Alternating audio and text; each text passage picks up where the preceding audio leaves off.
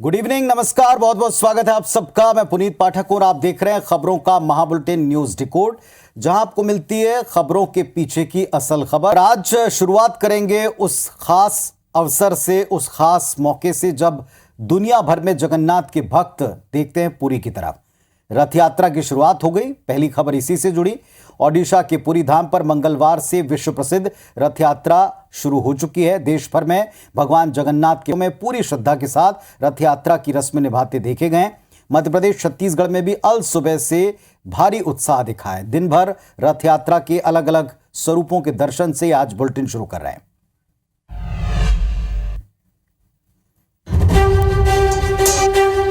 पुरी में सुबह मंगला आरती से दिन की शुरुआत हुई। फिर खिचड़ी का भोग लगाया गया, रथों का पूजन हुआ। रथ पर पहले बलभद्र, फिर बहन सुभद्रा और इसके बाद भगवान जगन्नाथ को बैठाया गया। जगन्नाथ जी बहन सुभद्रा और भाई बलराम के साथ निकलकर अगले दिन अपनी मौसी के घर यानी गुंडिचा मंदिर पहुंचेंगे और 9 दिनों तक वहीं विश्राम करेंगे। इसके बाद वे वापस जगन्नाथ मंदिर लौटेंगे। रथ यात्रा की शुरुआत पर राष्ट्रपति द्रौपदी मुर्मू ने दिल्ली के जगन्नाथ मंदिर में रथों और भगवान जगन्नाथ की पूजा की।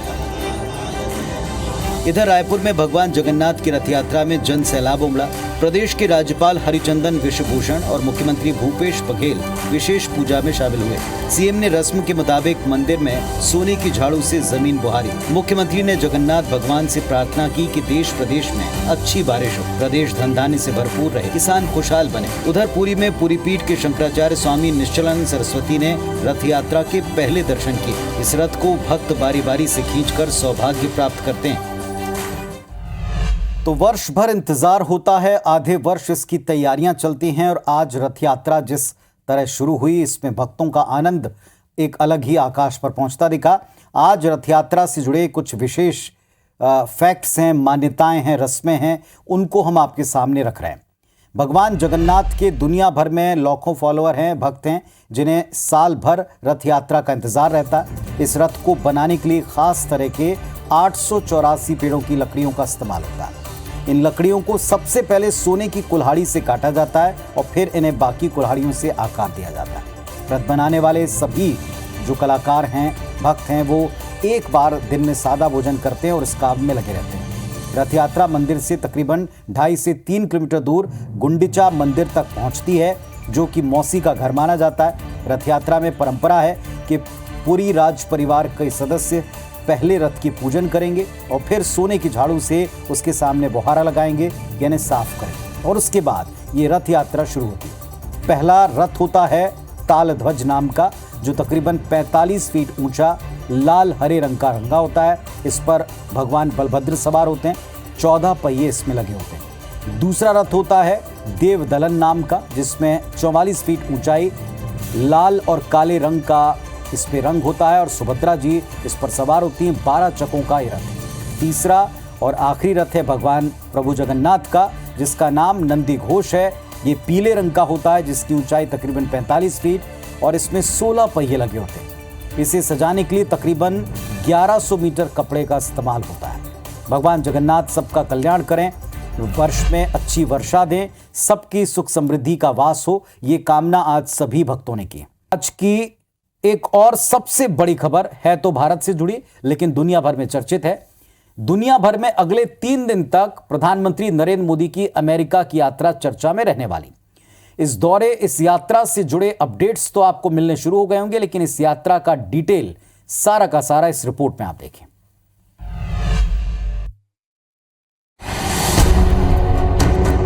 पीएम मोदी मंगलवार सुबह 3 दिवसीय अमेरिकी दौरे पर रवाना हो गए। मोदी अमेरिका के राष्ट्रपति जो बाइडेन के आमंत्रण पर पहली बार स्टेट विजिट पर हैं। वे दूसरे भारतीय प्रधानमंत्री और तीसरे बड़े भारतीय नेता हैं, जिन्हें अमेरिका की तरफ से इस विजिट के लिए इनवाइट किया गया। अमेरिका पहुंचने पर फ्लाइट लाइट सेरेमनी के साथ उनका स्वागत होगा। अमेरिकी सरकार के सीनियर अधिकारी और चुनिंदा भारतीय मूल के लोग उन्हें रिसीव करने पहुंचेंगे। अपने स्टेट विजिट के 72 घंटों के दौरान मोदी 10 कार्यक्रमों में शिरकत करेंगे और न्यूयॉर्क में अंतर्राष्ट्रीय योग दिवस कार्यक्रम में शामिल होंगे। इसके पहले 1963 में राष्ट्रपति सर्वपल्ली राधाकृष्णन और 2009 में मनमोहन सिंह स्टेट विजिट पर अमेरिका गए थे। पीएम मोदी के पिछले 7 अमेरिकी दौरों की तुलना में ये विजिट बेहद खास है। न्यूयॉर्क में प्रधानमंत्री मोदी लगभग 24 दिग्गजों से मीटिंग करेंगे, जिसमें नोबेल पुरस्कार प्राप्त लोग, इकोनॉमिस्ट, आर्टिस्ट, साइंटिस्ट, स्कॉलर्स और बिजनेसमैन शामिल होंगे। तो सारी दुनिया की नजरें, चीन की नजरें, पाकिस्तान की नजरें इस दौरे पर लगी हुई हैं। उनका मीडिया इसको लेकर अलग अलग तरह की रिपोर्ट्स प्रसारित कर रहा है। इस दौरे से भारत को हासिल क्या होगा, ये बाकी दौरों से अलग क्यों है, इसकी इतनी इंपॉर्टेंस क्यों बताई जा रही, इसको डिकोड करते हैं। पहली बात यह कि मोदी का विदेश दौरा, वो भी अमेरिकी राष्ट्रपति जो बाइडेन के स्टेट के आमंत्रण पर है, जिस पर दुनिया भर की और विशेषकर जैसा हमने कहा चीन पाकिस्तान की निगाहें।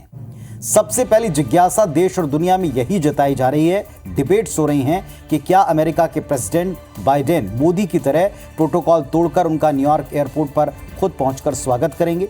कुछ घंटों में ये तस्वीर सामने आ सकती है, स्पष्ट हो जाएगा। दूसरी बड़ी बात, मोदी अपने स्टेट विजिट के दौरान 72 घंटे में 10 कार्यक्रमों में हिस्सा लेंगे। 21 जून अंतर्राष्ट्रीय योग दिवस से कुछ घंटों के बाद न्यूयॉर्क में योग के जो प्रमुख समारोह है उसमें वे हिस्सा लेंगे और योग देश की देन दुनिया को है, बात सब जानते हैं। इस विजिट से स्वयं प्रधानमंत्री को goods and services, science, technology, health और डिफेंस सेक्टर में बड़े समझौतों की उम्मीद है। ये बात उन्होंने ही देश दुनिया को बताई है। इस विजिट से दोनों देश इंडो पैसिफिक फ्री और ओपन स्पेस बनाने पर आगे बढ़ सकते हैं। सहमति बन चुकी है, सैद्धांतिक तौर पर हस्ताक्षर बचे। हर बार की तरह इस बार भी पीएम मोदी 20 अमेरिकी कंपनियों के सीईओ से मुलाकात करने वाले हैं, जिसमें दुनिया के सबसे अमीर व्यक्ति भी शामिल हैं। वित्तीय वर्ष 2022-23 में भारत अमेरिका के बीच 128 बिलियन डॉलर से ज्यादा का कारोबार हुआ। इस यात्रा का सबसे बड़ा मकसद चीन का मुद्दा है। भारत एलएसी और हिंद महासागर में चीन की दखलंदाजी का विरोधी रहा है और अमेरिका को ताइवान साउथ चाइना सी में चीन की घुसपैठ बर्दाश्त नहीं है, खलती। ऐसे में चीन से निपटने भारत अमेरिका एक साथ आए तभी चीन को टक्कर दे सकते हैं, दोनों राष्ट्र समझ चुके हैं। सबसे अहम बात, प्रधानमंत्री के इस दौरे से भारत को दुनिया का सबसे एडवांस MQ-9 ड्रोन और फाइटर जेट इंजन बनाने की टेक्नोलॉजी हासिल हो सकती है। ये सबसे बड़ी उम्मीद इस दौरे से लगाकर रखी गई। चलिए अब इस दौरे से एक्चुअली क्या मिलता है। और जैसा हमने कहा कि सारी दुनिया में और पड़ोसी मुल्कों में इस बात को लेकर डिबेट है कि प्रधानमंत्री ने कई बार प्रोटोकॉल तोड़कर जो राष्ट्रपति अमेरिका के रहे हैं उनके एक नहीं दो बार वेलकम किए हैं भारत आने पर, तो अब की बार क्या वो भी प्रोटोकॉल तोड़कर पहुंचते हैं, इस पर लोगों की जिज्ञासा है। तस्वीरें स्पष्ट करेंगी। इधर रायपुर में कथित पीएससी घोटाले को लेकर बीजेवाईएम ने सोमवार को राजधानी में मेगा प्रदर्शन किया। मंगलवार को बीजेवाईएम के उसी प्रदर्शन से जुड़ी कुछ तस्वीरें, वीडियोस को पुलिस ने जारी किया, जिस पर दिन भर सियासी रसाकशी और आरोप का सिलसिला चला है। एक रिपोर्ट देख लीजिए, फिर डिकोड करेंगे।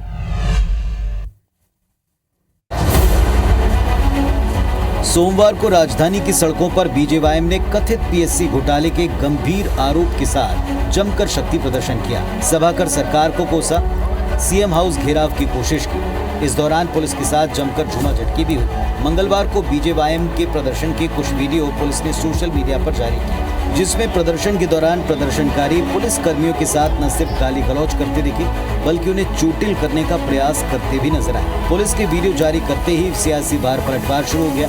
बीजेपी प्रदेश अध्यक्ष अरुण साहब ने कहा, भाजयुमो के प्रदर्शन से सरकार बौखला गई। पर्दे के पीछे से कांग्रेसी वीडियो वायरल कर रही है। पूर्व मंत्री बृजमोहन अग्रवाल ने दावा किया कि प्रदर्शन के दौरान 200 से ज्यादा बीजेपी कार्यकर्ताओं को चोट आई। क्या उसका वीडियो जारी होगा? कांग्रेस के इशारे पर ये जो आरोप लगाया जा रहा है ये बेबुनियाद है। हमारे कार्यकर्ताओं के ऊपर भी लाठियां चली है, हमारे कार्यकर्ताओं को भी चोटें आई है। 200 से ज्यादा नौजवानों को चोटें आई हैं। क्या उस चोट के लिए पुलिस के अधिकारियों पे, कर्मचारियों पे, सरकार के ऊपर में कार्रवाई होगी? भाजपा के आरोप का जवाब दिया सीएम भूपेश बघेल ने। मुख्यमंत्री ने कहा, बीजेपी का चाल चरित्र चेहरा छत्तीसगढ़ देख रहा है। बीजेपी नेता पुलिस से मारपीट करते हैं। पीसीसी चीफ मोहन मरकाम ने कहा कि बीजेपी खुद को कानून से ऊपर मानती है। कानून से अपने आप को बड़े मानते हैं, इनके ऊपर कार्रवाइयाँ होनी चाहिए। अगर कोई कानून को तोड़ता है तो कानून से बड़ा कोई नहीं होता, उसके ऊपर कार्रवाइयाँ होनी चाहिए। कुल मिलाकर एक और दिन प्रदर्शन के दौरान किसने किस पर ज्यादती की, इस पर बहस का नया मोर्चा खुला है।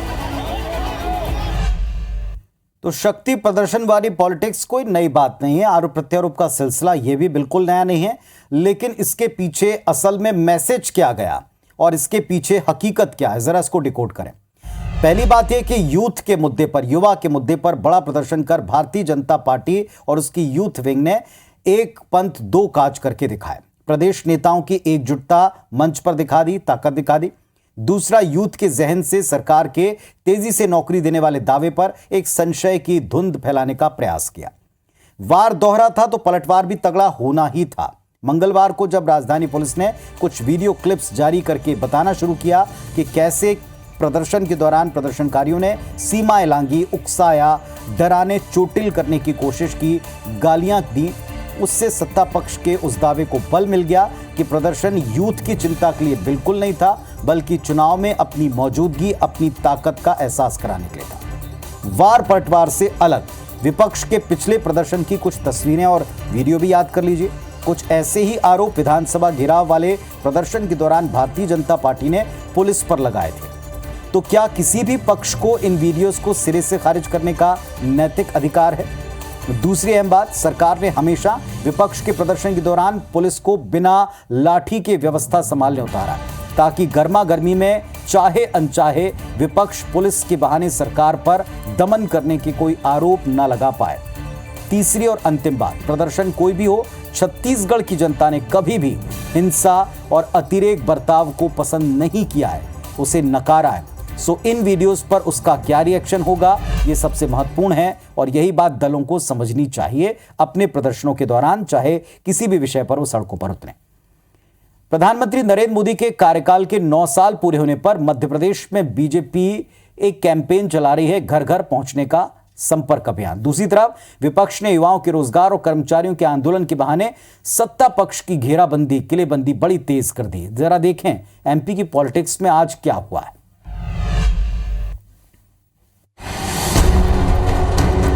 पीएम मोदी के 9 साल के कार्यकाल की उपलब्धियां बताने भोपाल के हुजूर विधानसभा क्षेत्र में खुद मुख्यमंत्री शिवराज सिंह चौहान बूथ क्रमांक 45 पर पहुंचे और घर घर जाकर लोगों से संपर्क किया।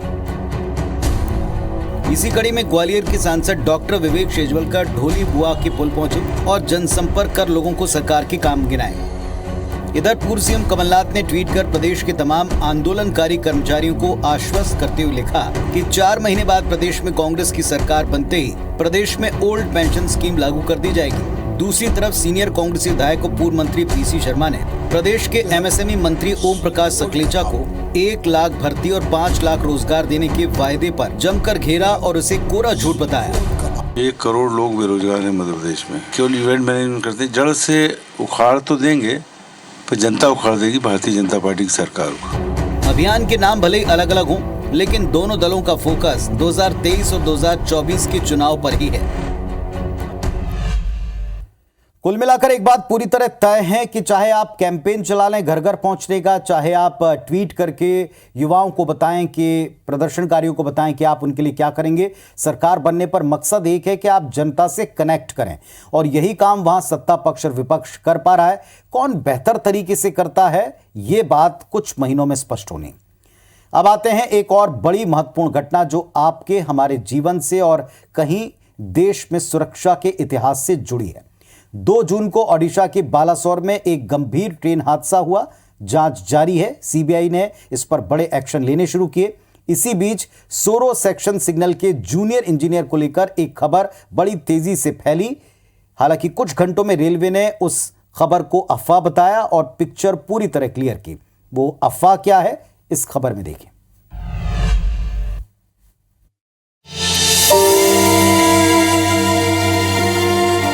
2 जून को ओडिशा के बालासोर में हुए भीषण रेल हादसे की जांच में क्या हुआ, ये सारा देश जानना चाहता है। इस मामले में सीबीआई जांच जारी है। जांच एजेंसी ने सोरो सेक्शन सिग्नल के जूनियर इंजीनियर आमिर खान का घर सील कर जेई से पूछताछ की है। इसी बीच खबर आई कि पूछताछ के बाद जेई खान अपने परिवार समेत लापता हो गए। घर पर ताला लगा है और आस पड़ोसियों को कोई सुराग नहीं। इसके बाद सीबीआई ऑफिसर्स ने उनके घर को सील कर दिया।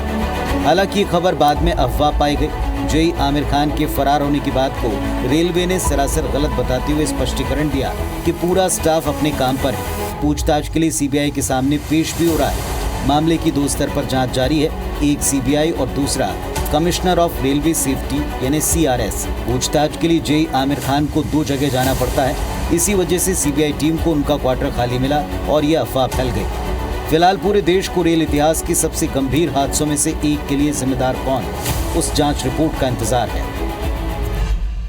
तो बालासोर में 2 जून को जो भीषण ट्रेन हादसा हुआ, इसके कुछ फैक्ट्स के ऊपर दिन भर आज चर्चा हुई है।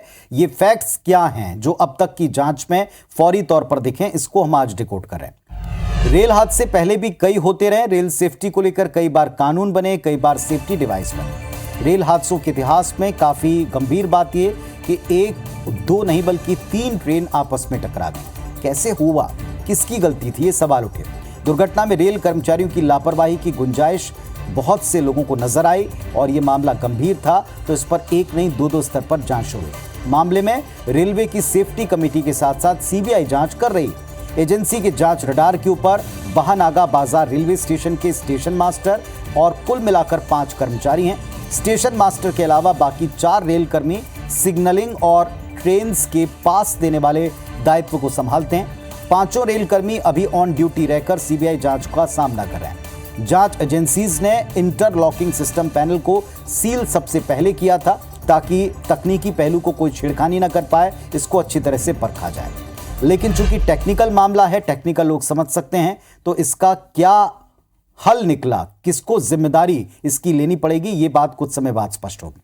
चलिए, आज की एक और बड़ी खबर जो सुर्खियों में आई, संभवतः आपने भी पढ़ी होगी, लेकिन यह खबर देश तक पहुंचनी चाहिए। मंगलवार को एक खबर ने सारे देश का ध्यान खींचा। इन्फोसिस के को फाउंडर नंदन नीलेकणी ने आईआईटी मुंबई को 315 करोड़ रुपए डोनेट किए हैं। ये डोनेशन इंस्टीट्यूट के पास होने के 50 साल पूरे होने पर, वो पास आउट हैं वहां से, एक्स स्टूडेंट हैं, तो उन्होंने स्वयं दिया 50 साल पूरे होने पर।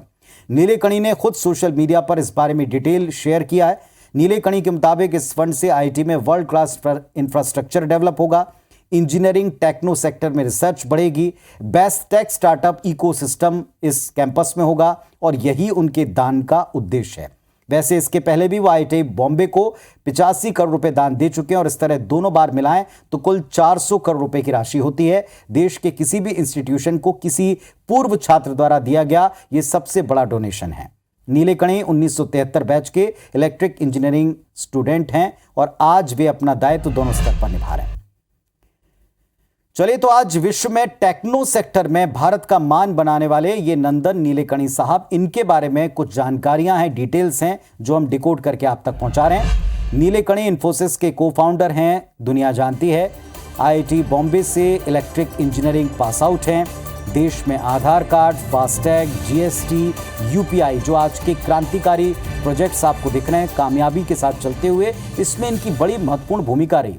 2023 में फॉर्च्यून नाम की मैगजीन ने उनको एशिया का बिजनेसमैन ऑफ द ईयर घोषित किया है।